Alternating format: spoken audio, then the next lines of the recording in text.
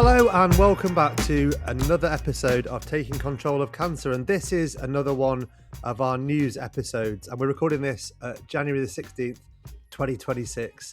So we're looking back at the ways in which cancer has made the news in the early part of January and the last part of December, actually, because we haven't spoken, we haven't done one of these episodes since the middle of December. I'm joined as ever by the Managing Director of the North East London Cancer Alliance, Femi Odewale. Hello, Femi. Hello, Steve. And Steve, can I say what I said to you earlier on? Yeah. Because it's our first podcast of this year, Happy New Year to you Happy and New Year Happy to New Year you to all of too, our and listeners. happy New Year to all the listeners as well. Have you had a rested few weeks, a nice little break at all? I did. I took some time off and just really caught up with everything that you don't get the chance to do. Yeah, But didn't get to do any key holidays or anything else. So yeah, the weather's been cold and I've well, it's been really endured it cold, during that period. really cold, really cold. I'm up in the north of England, and it is really cold. I reckon it's definitely a couple of degrees colder up here than it is down there. Yeah, I think so. It's been a chilly So one, so it's yeah, it's been a good New Year for me. I have young children, so it was, well, wonderful. We had the full magic of Christmas. It's pretty exhausting and fairly relentless to, that Groundhog Day period between Christmas and New Year yeah. when every day is the same, and you just getting up, eating, a lot of cheese, drinking too much, and yeah, it was. So I'm guessing then, is it gonna be a dry January for you, number one? And is your Year's resolution to do more sports, get back in the gym and the Yeah, rest of that? I need to get a bit more active. I was actually just telling you before we started recording. I had Mm, a little bit of a health scare before Christmas where I fainted without any explanation. I passed out, and that's led to a few tests. You're going to the doctor, which, despite telling people on various podcasts to go to the doctor and know your body and all that kind of thing and see your GP, when it actually came to me doing it, I was a bit reluctant. But luckily, a wonderful wife, she's a nurse, and she basically frog marched me down there, and luckily um, they were fantastic. I had an ECG, I had an echocardiogram. Everything seems, as we speak now on the 16th of January, everything seems like it was all right. And the passing out episode was a result of exhaustion, just being absolutely knackered, and burnt out, and that's important to recognize that as well. But mm. equally, it was a bit of a realization, to how important it is to get back into keeping fit, eating well, um, maybe a little bit And less salt, listening to your body and its listening to your kind of body. Yeah, it's yeah. so important, and also going to the doctor, and we talk about this in cancer terms a lot, don't we? Go and see your GP if you've got anything that worries you, because chances Mm, are it'll be fine. But if it's not, we need to see you early as possible, and as early as possible. And actually, Femi, that leads us into the first newsy story, because um, King Charles has revealed that his cancer treatment will be scaled back, and he actually credits the fact that it was diagnosed early for the fact that he's now in what he calls a precautionary phase, um, around about 2 years after he was diagnosed, and the treatment's been scaled back. And yeah, as I say, um, he he credits that with being diagnosed early, and that comes down to what I was saying before about going to the doctor, mm. getting things checked out, whether it's your heart, whether it's a unexplained lump, whether it's bleeding you can't explain. Go to the doctor early. No, absolutely. I mean, I'm glad that His Majesty has obviously listened, taken action, followed doctor's instructions, and seems to be in a far better place due to earlier detection. So, again, if His Majesty he's human, and if he's going through this, it just shows the importance of kind of just that active paying attention to your body, Mm. getting the necessary tests, earlier detection, and I'm sure, not that I know His Majesty at all. Um, I'm sure, just like most men as well, it's probably like, brush things, and so, and he was probably forced to go and do that. I mean, I'm making assumptions here. Well, I imagine he was Forgive listening me to for this doing that. podcast, though. He's a I think he was. he's I a think he was. I he's a think he certainly Londoner. was, and he said, "Yeah." He, But he heard this podcast. He heard us talk about screening, early detection, and all these kind of things, and he thought, right, I'm going. So you're welcome, Your Majesty. imagine that. Imagine Imagine. that. No, but it's fantastic. It is great, and I think Yeah, it him, is. him like doubling down and really emphasizing that message about Absolutely. getting diagnosed as early as possible. We still don't actually know, do we, what kind of cancer he's got? But when it comes to the sort of early detection message, I don't think it really matters. It's it's Yeah. just as you said, it's knowing your body. And it's great. Again, it's great that he's talking about it. He's it shows the real human side. Yeah, His Majesty, doesn't it? yeah. As I said, Femi, we're recording this on the 16th of January. Next week, so starting from the 19th, is a cervical cancer prevention week. Now we've Yes, done indeed. loads on gynae cancers. Work with the Eva Peel. We've had Karen Hobbs on, going back a long way in this podcast. But this week is all about continuing to raise awareness of the importance of screening, breaking down common myths. And I thought we would just go through a few myths, Femi, and a few of the most common myths that we come across.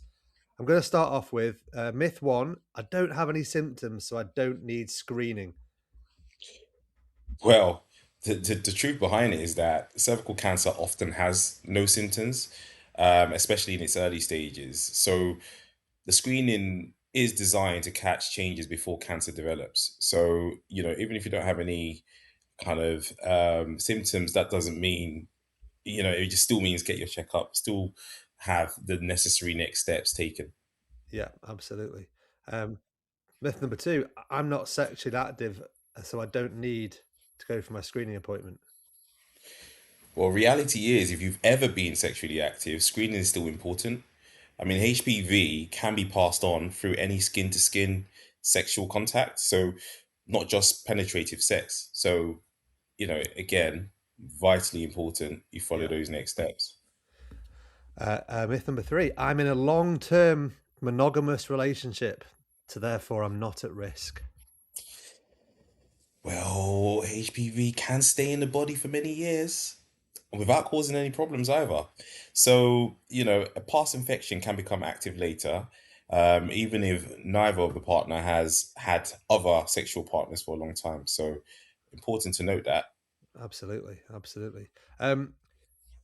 This is an important one. Myth number 4, the screening test looks for cancer. Well, the fact is, the cervical screening usually looks for high risk HPV. So, not cancer itself. If HPV is found, then the sample is then checked for cell changes that could develop into cancer if untreated. Yeah, absolutely right. Myth number 5, and we've talked about this a lot. We talked about this with Karen, going back to a very memorable episode. The smear test is very painful, apparently.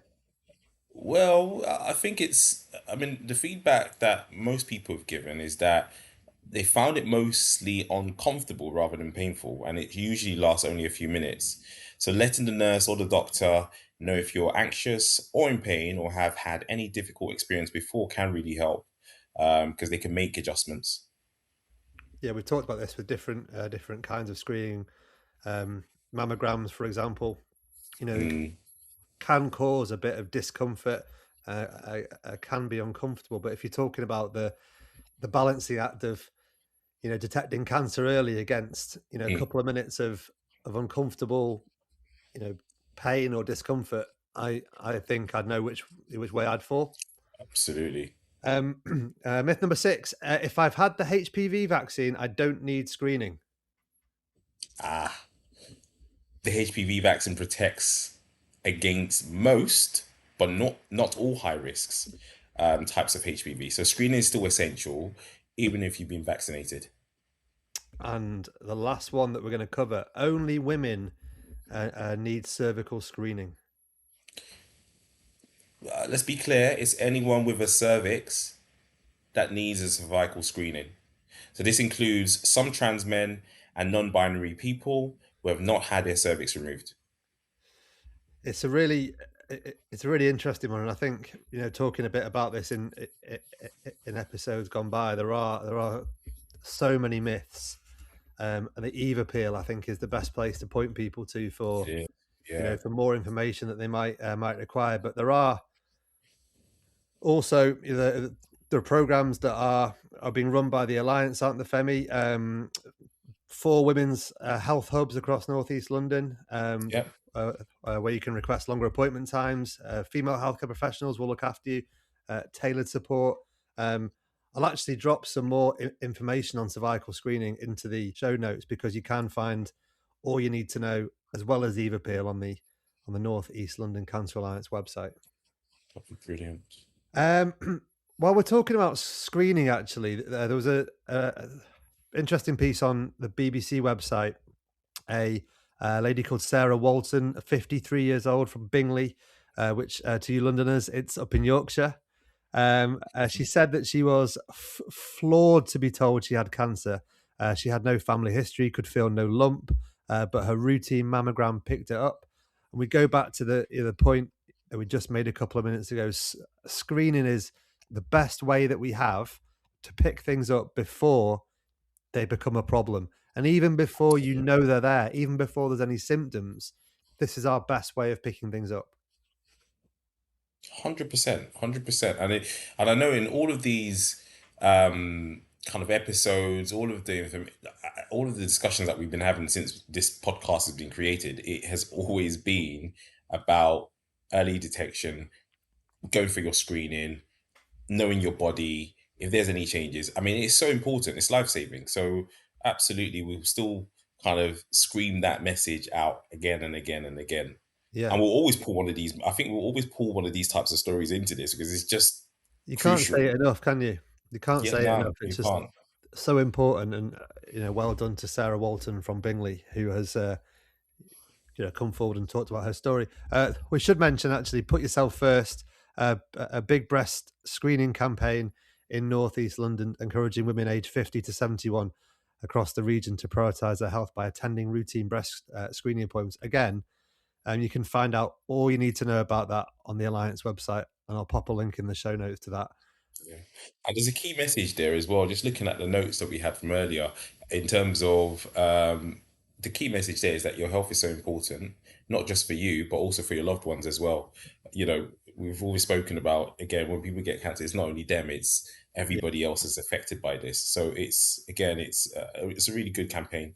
Please do check it out. It's the essence of the podcast, Femi. Like, we talk about taking It control is. of cancer. Like, we Yeah. say over and over and over, you can't, you know, there's so much beyond our control when it comes to cancer. We can't cure our own cancer, you know, but there are things that we can do to, you know, make a real difference. And I think attending our appointments and you know, as we said at the start, you know, knowing our bodies and all this kind of thing is really, really, really important.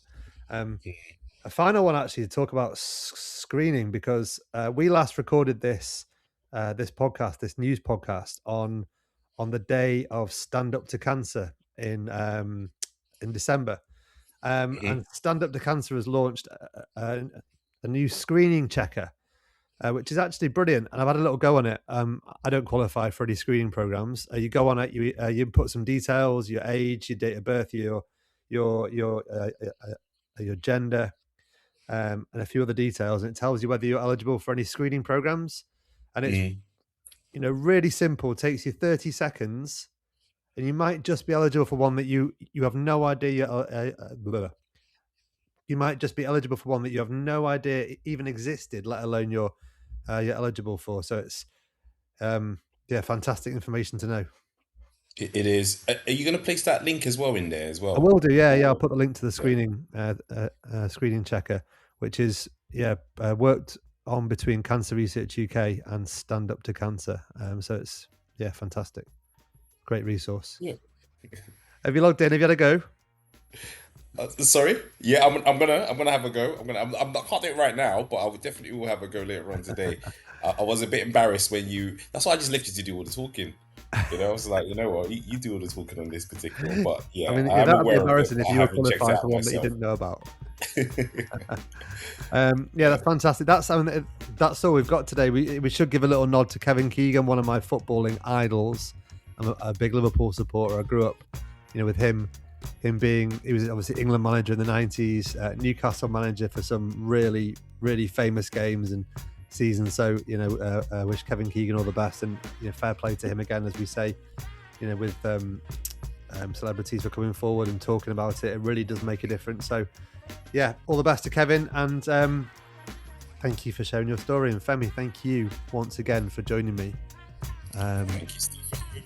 We will see you again in a month's time. Good.